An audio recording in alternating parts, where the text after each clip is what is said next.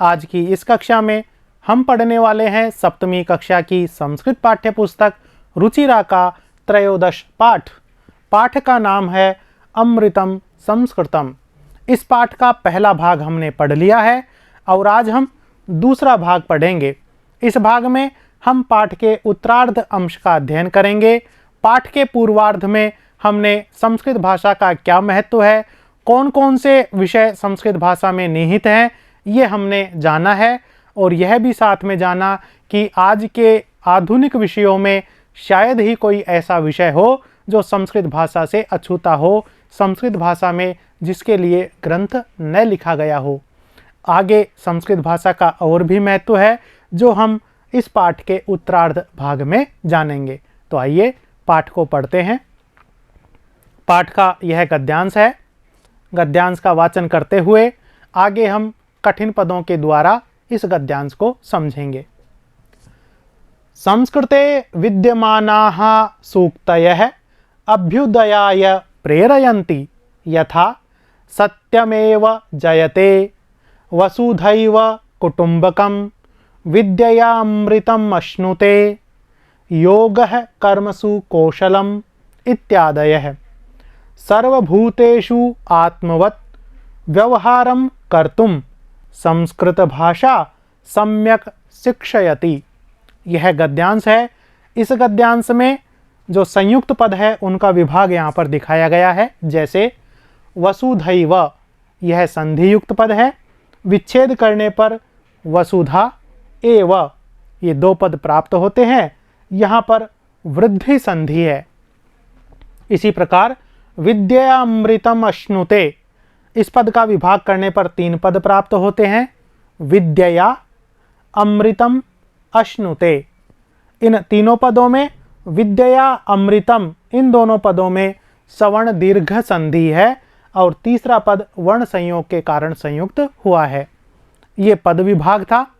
इस गद्यांश में जो क्रियापद हैं वो चार क्रियापद यहाँ पर प्रयोग आए हैं। जैसे प्रेरयन्ति, इसका अर्थ है प्रेरित करती हैं। इसी प्रकार जयते, जयते का अर्थ है विजयी होता है, जय को प्राप्त करता है। अश्नुते, अश्नुते का अर्थ है प्राप्त होता है। और शिक्षयति, इसका अर्थ है शिक्षा देती है अथवा सिखाती है। तो ये चार क्रियापद थे। चारों ही क्रियापद लट लकार के क्रियापद हैं जो वर्तमान काल का अर्थ देते हैं। क्रियापदों का अर्थ हमने जान लिया है। गद्यांश में जो कठिन पद हैं उनका अर्थ भी हम जान लेते हैं। जैसे सूक्तयः, सूक्तयः का पहला पद है, यहाँ पर पहला पद लिया है अभ्युदयाय। अभ्युदयाय का अर्थ है उन्नति अथवा विकास के लिए। और दूसरे पद के रूप में हमने सूक्तयः को स्वीकार किया है। सूक्तयः का अर्थ है सुंदर कथन, अच्छी बातें। सूक्तयः यह बहुवचन का रूप है। एक वचन में हमने रूप पढ़ा है सूक्तिः, और सूक्तिः का जब विच्छेद करेंगे तो विच्छेद होगा सुउक्तिः। यहाँ पर सवर्ण दीर्घ संधि है। सूक्तिः यह एक वचन का रूप है, सूक्तयः यह बहुवचन का रूप है। सुंदर कथन या अच्छी बातें। इसी प्रकार कर्मसु, कर्मसु का अर्थ है कार्यों में, कर्म में। सर्वभूतेषु, सर्वभूतेषु का अर्थ है सभी भूतों में। भूत का अर्थ है यहाँ पर प्राणी, सभी प्राणियों में। और आत्मवत, आत्मवत का अर्थ है, यहाँ पर एक पद रह गया, इसको पीला करना है। आत्मवत, आत्मवत का अर्थ है अपने समान, खुद की तरह। और सम्यक, सम्यक यह अव्यय पद है, इसका अर्थ है अच्छी तरह से। ये कठिन पद थे जिनका अर्थ हमने जान लिया है। अब हम गद्यांश का सरलार्थ जानते हैं। संस्कृते विद्यमानाः, संस्कृत भाषा में विद्यमान, सूक्तयः सूक्तियां, अच्छे कथन, अभ्युदयाय उन्नति के लिए, विकास के लिए, प्रेरयन्ति प्रेरित करती हैं। यानी संस्कृत भाषा में जो सूक्ति मिलती हैं, अच्छे कथन जो हमें पढ़ने को और सुनने को मिलते हैं, वो हमें विकास के लिए प्रेरित करते हैं, हमारे खुद के विकास के लिए, हमारे समाज के विकास के लिए और हमारे देश के विकास के लिए हमें प्रेरित करते हैं। कौन कौन सी वो सूक्तियाँ हैं? कुछ सूक्तियाँ यहाँ पर भी दिखाई गई हैं जिनमें समाज हित, देश हित और विश्व हित छुपा हुआ है। जैसे यथा, जैसे सत्यमेव जयते, सत्य की ही विजय होती है, सत्य ही जीतता है। इससे हमें प्रेरणा मिलती है कि हमें सत्य बोलना चाहिए, हमेशा हमेशा सत्य के मार्ग पर चलना चाहिए। इसी प्रकार वसुधा एव कुटुंबकम, यहाँ पर स के नीचे उ की मात्रा है। वसुधा एव कुटुंबकम, वसुधा ही कुटुंब है, पूरी पृथ्वी ही परिवार के समान है। तो भारतीय संस्कृति में और संस्कृत भाषा में यह सूक्ति हमें विश्व बंधुत्व का बोध कराती है कि पूरा विश्व ही परिवार के समान है। इस सूक्ति से हमें परार्थ, परोपकार की भावना देखने को मिलती है। वसुधा एव, पूरी पृथ्वी ही, पूरा संसार ही, कुटुंबकम, परिवार के समान है। इसी प्रकार विद्या अमृतम अश्नुते, विद्या से, ज्ञान से अमृतम अश्नुते, ज्ञान की प्राप्ति होती है, अमृत की प्राप्ति होती है। विद्या अथवा ज्ञान से अमृत प्राप्त होता है। अमृत जो व्यक्ति को जन्म मरण के बंधन से छुटकारा दिला देता है। अगर व्यक्ति विद्यावान है, आत्म परमात्म की विद्या को प्राप्त कर लेता है, तो समझो वो अमर हो जाता है, इस जीवन मरण के चक्र से छुटकारा पा जाता है। तो वो जो अमृत है वो किससे प्राप्त होता है? विद्या, ज्ञान से। योग है कर्मसु कौशलम, योग क्या है? कर्मसु कौशलम, कर्मों में कुशलता प्राप्त करना, अपने कर्मों में कुशल होना ही योग कहलाता है। इत्यादि जो सूक्तियां हैं जो मनुष्य को, मनुष्य के समाज को, देश को और पूरे विश्व को अच्छा करने के लिए प्रेरित करती हैं। सर्वभूतेषु, सभी प्राणियों में, आत्मवत, अपने समान, खुद की तरह, व्यवहारम कर्तुम, व्यवहार करने के लिए, संस्कृत भाषा सम्यक शिक्षयति, संस्कृत भाषा अच्छी शिक्षा देती है, अच्छी तरह से हमें सिखाती है। संस्कृत भाषा हमें सिखाती है कि संसार के सभी प्राणी अपने समान हैं, यानी दूसरे प्राणियों को दुख मत दो, क्योंकि वो दूसरे प्राणी भी हमारे ही समान हैं। उनको ऐसा मानो जैसे हमें दुख दे रहे हो, हमें दुख होता है, उसी तरह दूसरे प्राणियों को भी दुख पहुंचता है। इसी प्रकार दूसरे प्राणियों को अपने समान ही समझो। यह शिक्षा भी हमें संस्कृत भाषा ही देती है, यही भाषा हमें अच्छी तरह से सिखाती है। ये गद्यांश था। इसके बाद हम आगे वाला गद्यांश पढ़ते हैं। केचन कथयन्ति यत् संस्कृत भाषायां केवलं धार्मिकं साहित्यं वर्तते, एषा धारणा समीचीना नास्ति। संस्कृत ग्रंथेषु मानव जीवनाय विविधाः विषयाः समाविष्टाः सन्ति। यह गद्यांश है।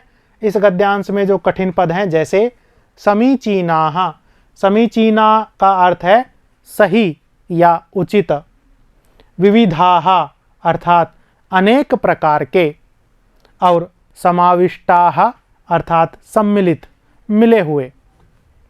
गद्यांश का अर्थ जान लेते हैं।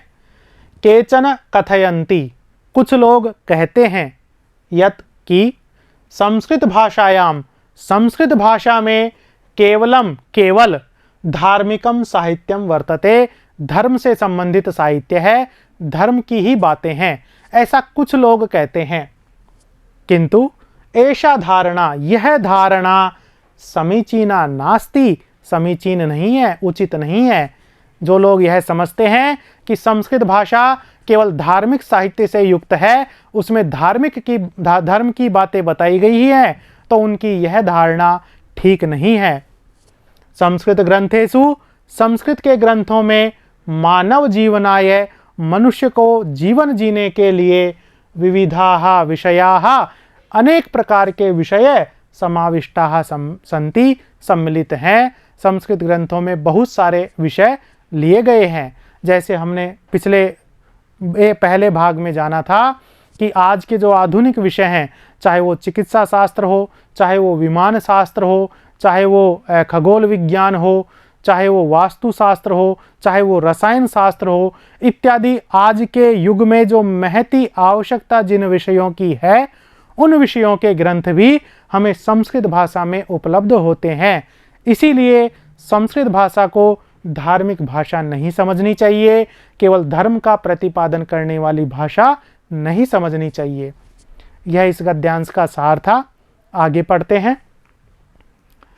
महापुरुषाणाम मतिः उत्तम जनानां धृतिः सामान्य जनानां जीवन पद्धतिः च वर्णिताः सन्ति। अतः अस्माभिः संस्कृतम् अवश्यमेव पठनीयं, तेन मनुष्यस्य समाजस्य च परिष्कारः भवेत्। उक्तञ्च। यह गद्यांश है। इस गद्यांश में जो कठिन पद हैं वो इस प्रकार हैं। धृतिः, धृतिः का अर्थ है धैर्य, धीरज। इसी प्रकार पठनीयम, इसका अर्थ है पढ़नी चाहिए। पठनीयम में पठ धातु से अनियर प्रत्यय हुआ है। अनियर प्रत्यय चाहिए अर्थ को संकेत करता है। पठनीयम पढ़नी चाहिए। इसी प्रकार लेखनीयम, वदनीयम, इस प्रकार के रूप हम संस्कृत में देख सकते हैं। परिष्कारः, परिष्कारः का अर्थ है शुद्धता, सुंदरता या स्वच्छता। ये कठिन पद थे। अब हम इस गद्यांश का अर्थ जानते हैं। महापुरुषाणाम मतिः, महान लोगों की बुद्धि, उत्तम जनानाम धृतिः, श्रेष्ठ लोगों का धैर्य, सामान्य जनानाम और आम लोगों का, सामान्य लोगों का जीवन पद्धति, जीवन जीने का तरीका वर्णिताः सन्ति, वर्णित किए गए हैं, इस भाषा में बताए गए हैं। संस्कृत भाषा ऐसी भाषा है जिसमें महापुरुषों की मति के विषय में बताया गया है कि उनकी बुद्धि किस प्रकार कार्य करती है, कैसी होती है, उस महापुरुषों के जैसी बुद्धि को हम कैसे प्राप्त कर सकते हैं, श्रेष्ठ लोगों के समान जो धैर्य है वो हमें कैसे प्राप्त हो सकता है, और सामान्य लोगों के समान हम जीवन किस प्रकार जी सकते हैं।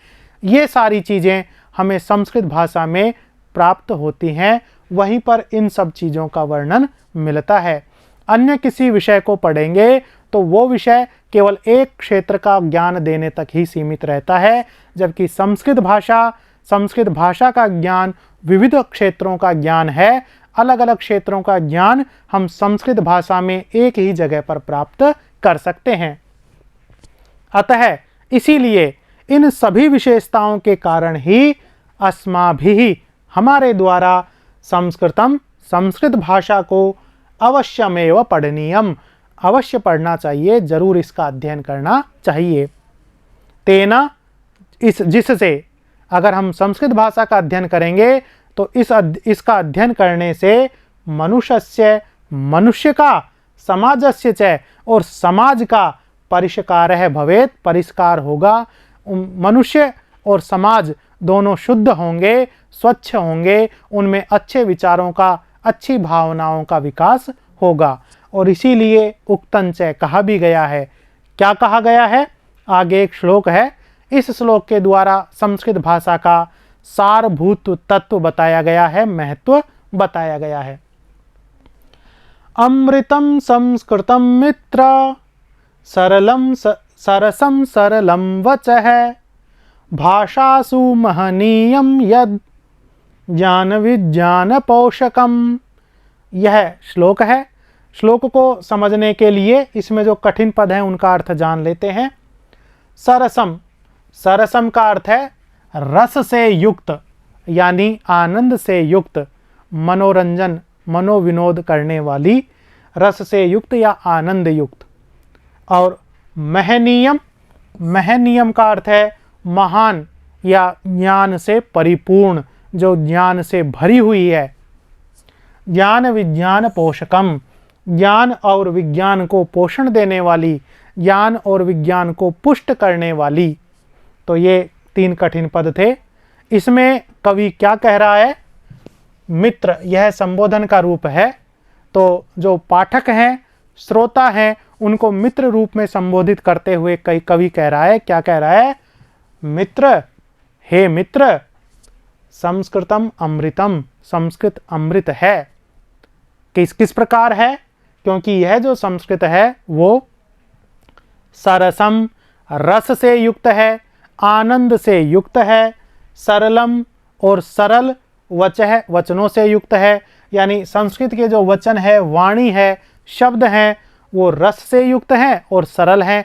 यानी संस्कृत भाषा के शब्दों को पढ़ने से आनंद मिलता है और यह पढ़ने में सरल भी हैं। और यद, जो भाषासु महनीयम, जो भाषाओं में महान है, जो भाषाओं में ज्ञान से परिपूर्ण है, ज्ञान विज्ञान पोषकम, ज्ञान और विज्ञान को पोषण देने वाली है, ऐसी मित्र, हे मित्र, अमृतम संस्कृतम, संस्कृत अमृत के समान है, ऐसी अमृतमयी भाषा संस्कृत है। तो यहाँ पर मित्र, इस संबोधन के द्वारा हम सभी को यह बोध कराया गया है कि हे मित्रों, कि यह जो संस्कृत भाषा है वो सरस और सरल वचनों वाली है और भाषाओं में जो ज्ञान से परिपूर्ण है, ज्ञान और विज्ञान को पुष्ट करने वाली है, ऐसी संस्कृत भाषा अमृतम, अमृत के समान है। इसको अवश्य पढ़ना चाहिए और इसके ज्ञान को हमें ग्रहण करना चाहिए। यह इस पाठ का जो है दूसरा भाग था। इसमें हमने संस्कृत भाषा के पूरे संपूर्ण महत्व को जाना है। पाठ हमारा यहीं पर समाप्त होता है। पाठ के अगले भाग में, तीसरे भाग में हम पाठ के प्रश्नोत्तरों का अभ्यास करेंगे। तो मिलते हैं अगले वीडियो में। धन्यवाद।